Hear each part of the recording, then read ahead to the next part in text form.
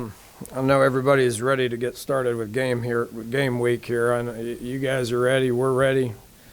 Missouri's ready. The whole country's ready to get going. So it's exciting to be able to open up with with a Power Five conference school SEC opponent, especially one that's won the SEC East 2 out of the last 4 years. These guys are. It's a great program. I've been competing against Missouri dating back to 2000.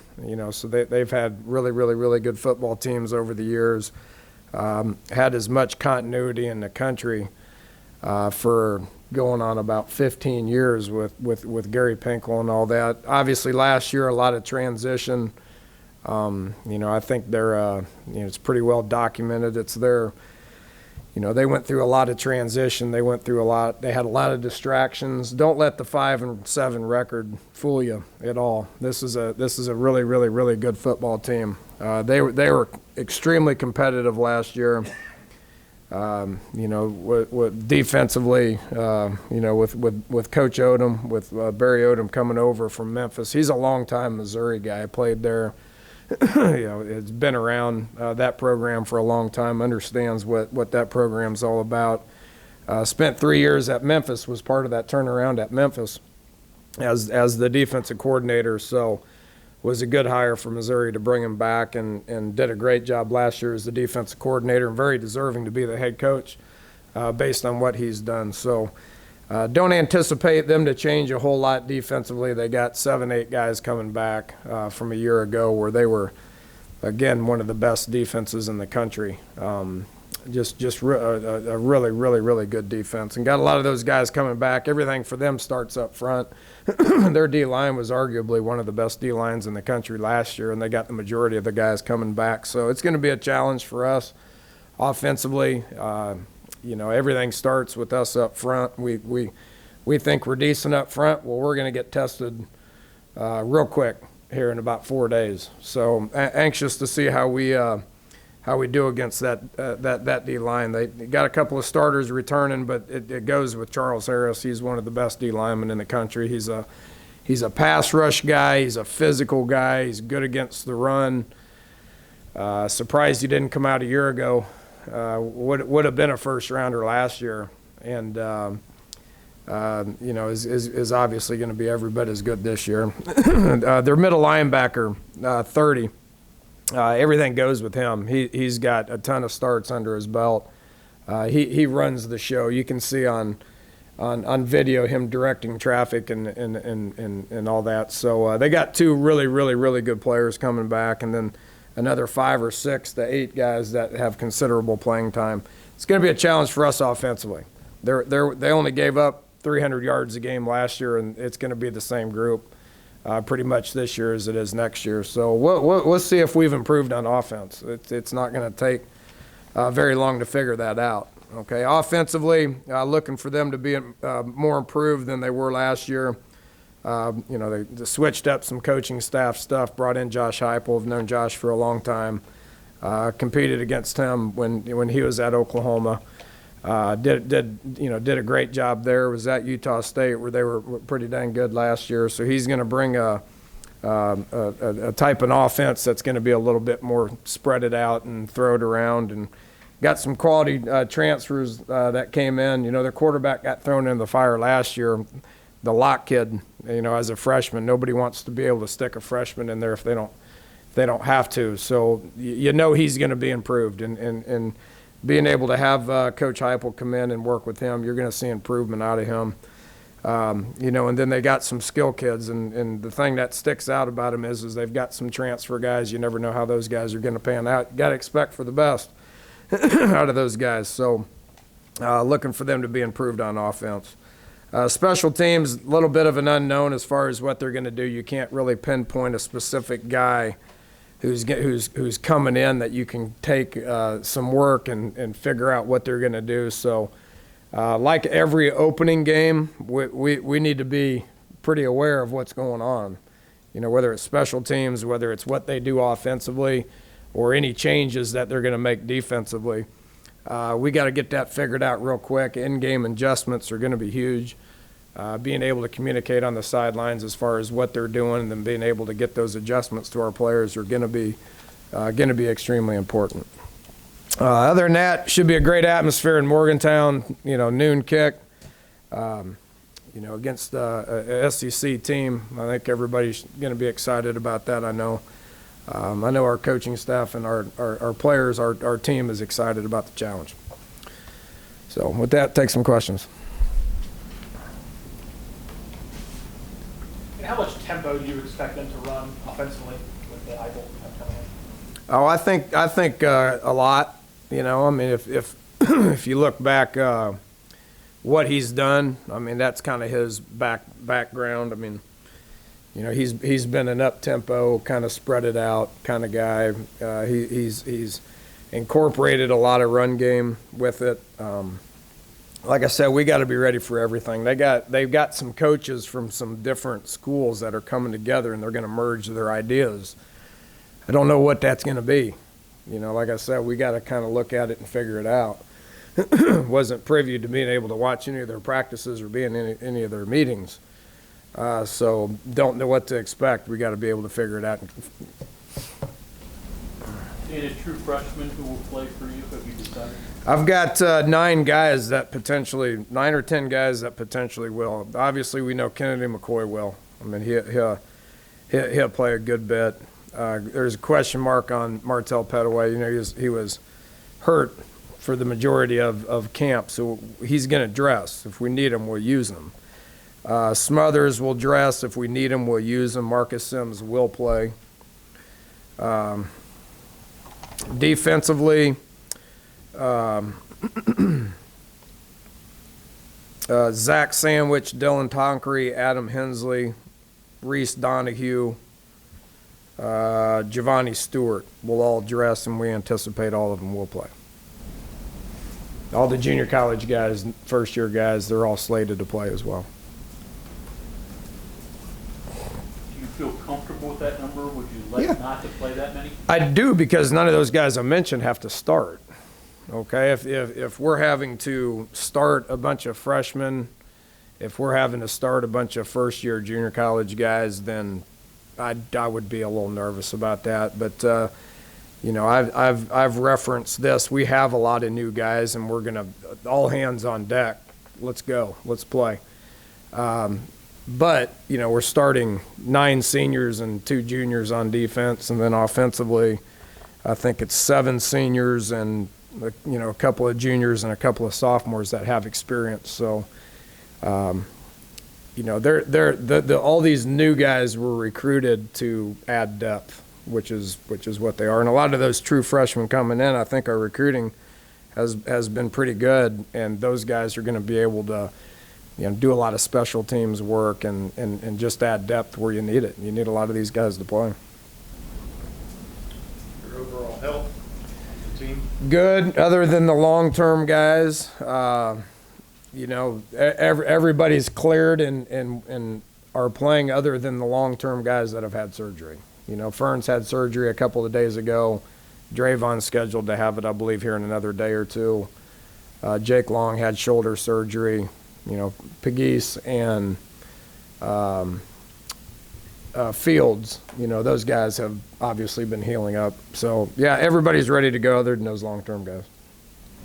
Coach, you were talking a few minutes ago about, trying to figure out what they're going to do. And you do that from a week-to-week basis with each team. I was kind of wondering, is that part of the fun of it for you? And what No, it sucks. What kind of things do you draw upon, to figure Well, you got to use resources, make phone calls, dig up old film. We watched old Oklahoma film on offensively, last year's Utah State film. We brought up and watched some TCU stuff because Coach Cross came over from TCU on the defensive side of the ball. We know all that stuff, and we're watching it and we're looking at it. It's still a guessing game. I got news from Missouri too. What we're doing on all 3 sides of the ball should probably be a little bit of a guessing game for them too. Based on the fact that we've had 8 months to be able to make adjustments and look at our personnel as far as what we got and what we do well, and and what we feel like we need to do in order to be successful. So, that's just part of the game. Everybody has to deal with it game one. Once you start getting a little bit of a body of work from the previous game, the previous couple games, the previous 3 games, then you kind of start to figure it out a little bit more, but so does the opponent. So. How does it suck? How does that- Well, because you don't know. As opposed to just preparing for this, you got to prepare for this. And you only get 20 hours in a week. So there's only so much time in the day that you can have to be able to figure out what they do.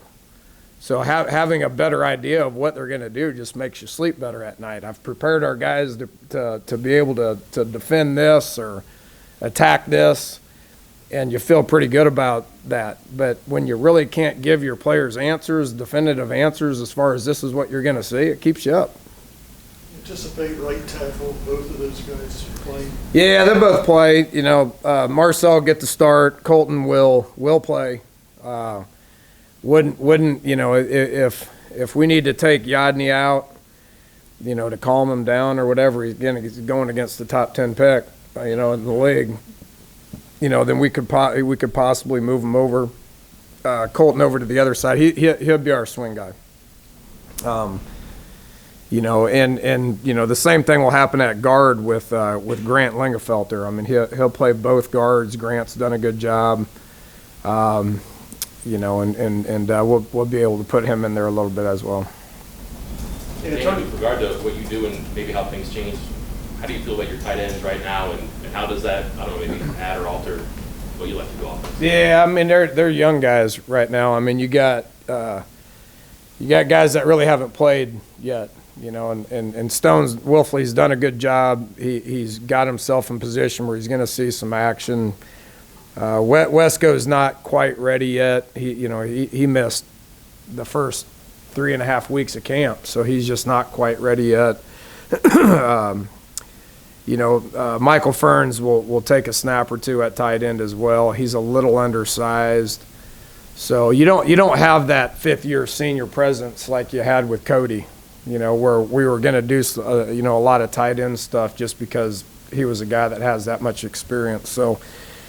Got to see how it looks. We'll put him out there and see what happens, and then go from there.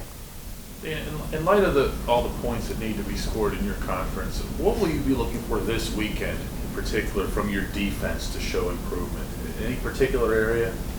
Well, show improvement from what? I don't know, because there's a lot of new guys out there. Last year's group had a different dynamic to it than this year's group. What I'm really anxious to see defensively is just kind of how we play together and how we handle adversity, because there's a lot of first-time starters. They're not really first-time players; they're first-time starters.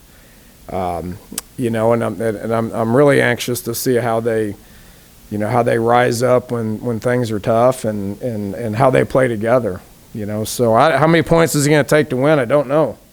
I don't know how much improved Missouri is on offense. I'm anticipating them to be improved on offense. So we'll just kind of take it and see what it looks like and go from there. And you mentioned the adjustments. Tony Gibson said a few weeks ago he wasn't real comfortable with making a ton with his defense right now on the fly because of how young they are. You seem to kind of close that gap as campus progresses. I'm going to correct them. We're not young. Again, that's the difference in where we're at right now as opposed to where we were 4 years ago when we had to play all those freshmen. All those freshmen just went to the NFL. We're playing older guys like Al Benton that has a lot of experience. Al started a game before. Justin Arndt's played. It seems like he's been here longer than I have. Sean Walters, I think Sean's 30 at this point. We got guys that have been here for a while, and the D-line, all the starters are all seniors, played a lot of ball for us. You look at the secondary, you got Harper. Harper's been here longer than me. He was in this building before I was. So we got guys. Nana has been here for a long time. Nana was playing. We watched film of a punt return clip of Tavon the other day, and Nana was in that game, wearing the old uniforms. So we got guys that have been here. We're not young. We're experienced. That's why we just got to see how they play together, how much volume they can handle. That's Gibby's job. Trust him immensely with it. He'll get those guys in position to be successful. Dana, how comfortable are you with Mateo in there? And wondering about Panky, have you decided upon how long his suspension? Yeah, Panky is served a one-game suspension, anticipating him being back next week, okay? With that said, I couldn't feel better about his replacement. The truth of the matter is when Tony got hurt after week one, he was arguably our best guard after week one. So it gave us a little bit of a hit with depth, but you know, by having Matteo out, that shoved Grant Lingenfelter in there to rep a lot, and I've seen a lot of improvements with Grant. So now Grant's our swing guy, you know, and then a week from now we'll get Panky back, and it'll give us even more depth. Dan, going back to Justin's question about being fooled and, you know, and not knowing what to expect. What's the worst you've been surprised by somebody where they came out totally different than what you expected, and how did that go? I can't reference anything, Bob. I can't remember who we opened up with last year. Yeah, well, that's our train of thought going forward on exactly what we're seeing. It again, you know, people want to make a big deal about it. It's happened a good bit, you know. Yeah, 2 years ago we opened up with Alabama. I think it was Kiffin's first year. So what are they going to do? You know, what offense are they going to run? I mean, it's only so much you can do, honestly. Offensively and defensively, there's only really so much you can do. So I don't think the element of the surprise is really going to give you that much of a competitive advantage. I mean, we all do this for a living. We're all professionals. I think everybody's going to be able to figure out exactly what those, you know, what the wrinkles are and all that, and be able to adjust to it fairly quickly. That said, do you have to be careful not to overload the kids with too many options and say, here are 50 things they could do, but try to whittle it down to 10? Yeah, absolutely. Yeah, I mean, we got to be careful about that. We talked about that in the staff meeting this morning. I mean, we introduced Missouri last year and we went through it, but we'll really introduce our game plan today. And you got to be careful about giving them too much to think about. You know, I think the first game, because of the dynamics that exist with it, I think you got to worry a little bit more about yourself than you do the opponent. Again, you got to do your due diligence and you got to prepare your kids and all that. You better worry about yourself and your frame of mind and what you got going on. This front you're facing, where does it stack up with some of the better fronts that you've gone up against? Is there a point of comparison? I'd tell you, looking at it from last year, it's arguably the best D-line, defensive front. It's arguably one of the best ones I've ever seen. I mean, they have one of the linebackers, NFL guy, you know, another one of the linebackers, a ton of starts. But where they're real dudes are the D-line. I mean, and not only were they, you know, just like with the one guy, the Harris kid, obviously he's a top 10 pick, but they got some young D tackles that are going to be big-time guys, you know, and their depth was really good. They rotated 10, 12 guys in there last year at times. So a lot of depth, and it's pretty much the same guys. I know they've lost a couple of guys. They still got plenty of them. So it's every bit as good as anything I've seen.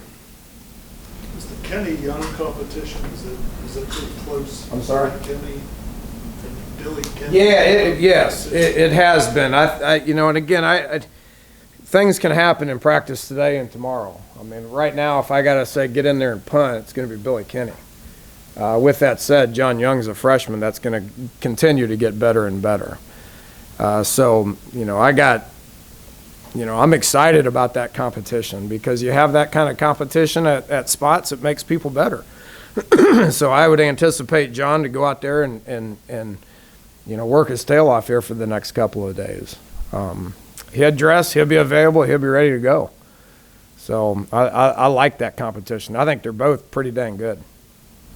Similarly, that first game could be kind of scary for coaches because anything can happen on returns or catching punts. How do you, with a lot of new guys, not only the skill positions there, but coverage teams, Can you ever practice it enough to feel good about it? Do you feel good about it? You can't practice kickoffs and stuff like that. I mean, you can drill them.